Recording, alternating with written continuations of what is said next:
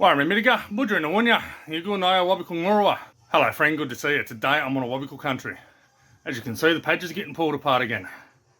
Bloody thing. Nah, this time around I'm here with Kieran. You've seen him a number of times. And we're putting in the Dirt Boy 4x4, Hidden Winch Cradle, and a winch. So I'm going to give you a bit of a look at how the install goes for all that. And yeah, see how we all go with it. So down there in Kieran's hand is the Hidden Winch Cradle. This is one of the early models. I think John has actually tweaked a couple of things with it since this particular one. But I got that as part of our sponsorship agreement. Been wanting one for quite a while. So yeah, hopefully they go together pretty easy and it's not too much stuffing around. Now I don't know if you can hear me over the compressor, but Kieran's trying to trim part of my car back just to help the cradle fit in a little bit easier.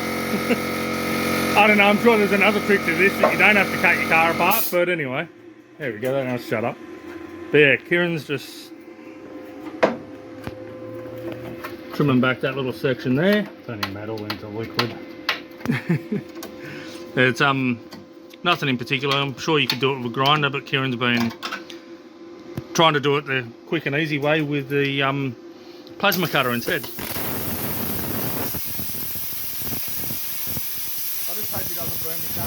Okay, just a quick disclaimer. It appears that Kieran might have got a little bit trigger happy with the plasma cutter here. According to John from Dirtboy 4x4, the cradle itself should slide in and slip down and below the section that Kieran's cutting out here. So it should actually slip in and go underneath this section. Maybe it might need a little bit of a bend with some multi grips or something like that, but it shouldn't need to be cut out. So yeah, what we've been having trouble with is this side in particular. Just hasn't quite wanted to seat down onto these holes. It's still slightly up, but I'm sure we can work that out. Yeah, but it seems that it's just been that more so. We haven't been able to push it back far enough to actually get over this lip. And now it looks like we might just need to knock a tiny bit off under there as well. Possibly. The other side looks like it's seated, it's just here. There. Okay, so we just spoke to John to find out why those legs weren't matching up.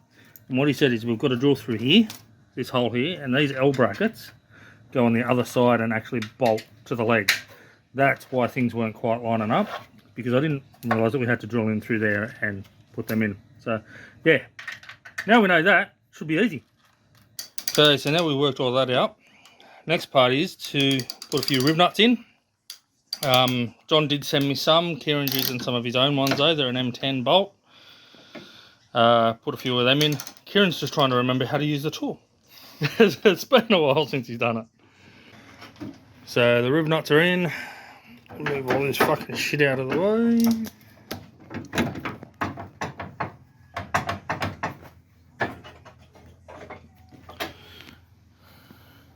Come on, when we want easy test fits for the bloody demo. Alrighty, so the rib nuts are in. We're just getting it set back down again.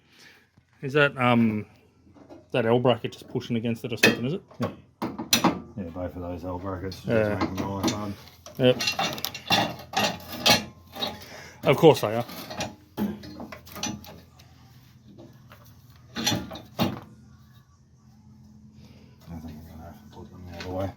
Told you. It's all trial and error.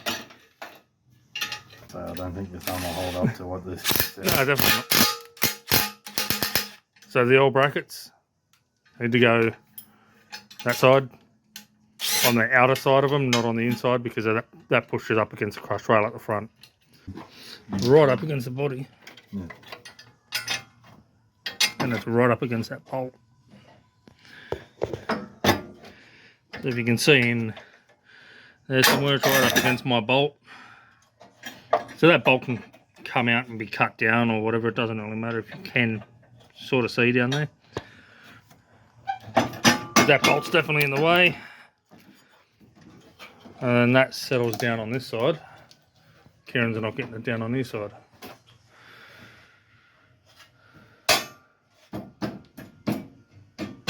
There we go. we go. So she's lined up. We had to knock a couple of little bits of shit off the back there, but she's lined up, she's in. We just got to drill the hole for the bottom ones now. Alrighty, so the cradle is in. It should not be going anywhere. Kieran's run the nut on the outside here, just a lot easier than trying to do it on the inside, because if you can see anything in there, it is tight as all shit to get onto all those bolts. So, but yeah, it's in.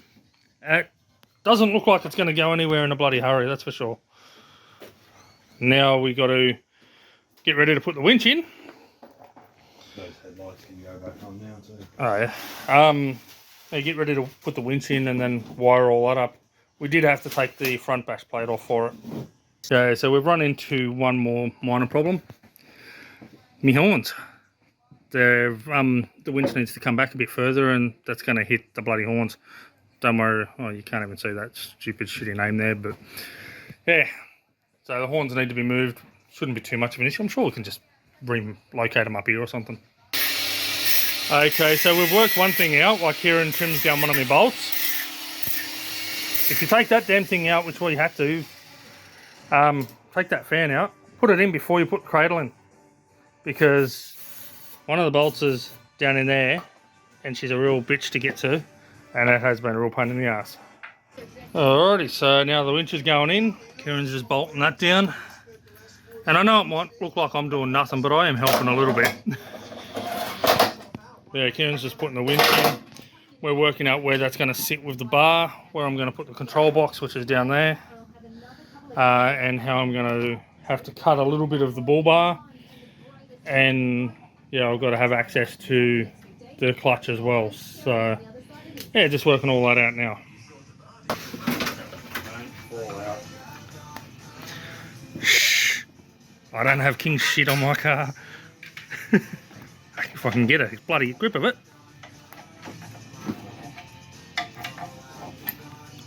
Doesn't want to come off. Come off, you mongrel!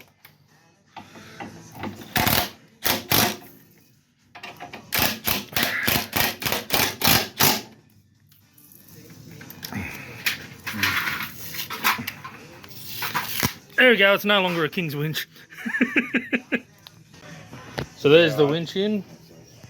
Yeah, now we've just put the brackets on for the sides of the bull bar so that we can work out what has to be cut on the bull bar, because I know for the fair lead, the bull bar itself sits about here, so we need to bring that down, cut the bull bar down, and to get to the clutch I'm going to have to cut the bull bar to be able to access the clutch as well. So yeah, we're about to mount it, and I'll just loose mount it and work out what needs to be cut and where.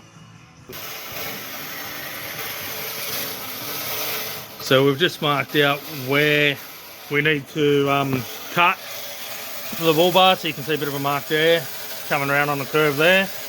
The Kieran's just using the hole saw to get that nice smooth curve, get it even on both sides. And then we're going to run it basically across that fold there. Should look pretty good and give me plenty of room to use everything.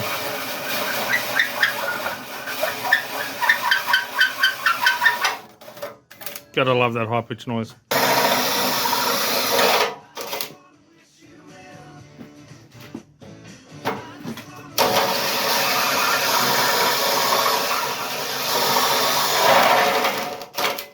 And there's that through.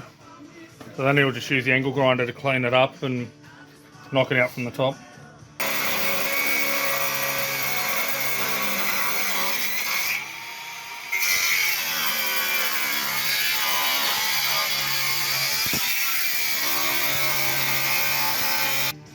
So we're just having a look here.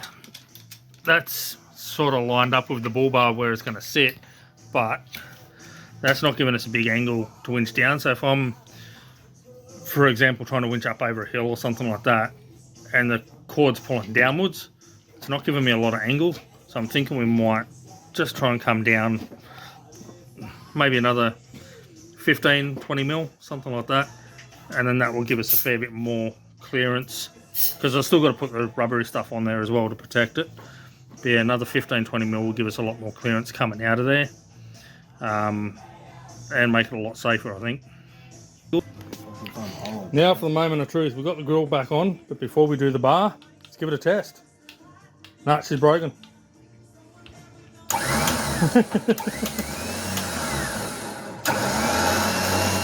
There you go, she's working. Veggie girl's working, she's got a winch on her. Well, that's basically it. We've just got a mounting control box, which is going about there. Would have been nice if the company that provided this winch, or that built this winch, you know, how about instead of doing multicoloured cables, just put multicoloured bloody heat shrink on the end of them and then do black cables? Wouldn't that make it look a lot neater? Yeah, cheap Chinese shit. So I've got a little flip up number plate holder. It will lift up a little bit as it is, but I've got the pin in there to stop it going all the way up. And then obviously I've got to put some rubbery stuff on there to just fucking lock my doors again. I just scared the shit out of Kieran. We were doing up the antenna on that side and all of a sudden the blinker flashed. So yeah, got the hook there, just got to put the rubbery stuff on there. Access to the clutch there. So that's pretty easy. Didn't have to cut my grill, which I'm happy with. Yeah, we've given it a test and it's worked well. Here we go, first use to the winch, trying to pull my trailer up into Kieran's workshop.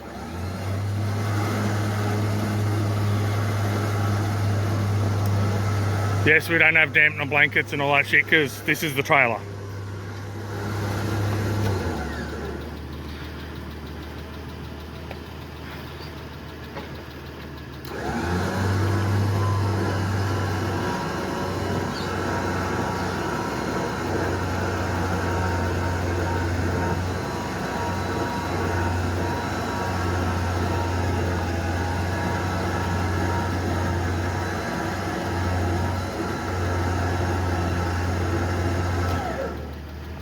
It's hitting on the rocks on that side, is it? Alright guys, that's it for this video. The winch works, I'm happy with that. Very thankful for Kieran for helping me out, and of course Dirtboy 4x4 for providing the cradle and for hooking me up with the winch as well. Thanks John. Check out Dirtboy 4x4. He's got winch cradles to suit a number of different vehicles, and yeah, just his range of products just keeps growing and growing. It's not just winch cradles, so make sure you get over and check him out. Alright, remember guys, if you liked it, leave a like. If you haven't subscribed already, please do so. Yamabuji de Murugu. Walk a good path. Yano. Goodbye.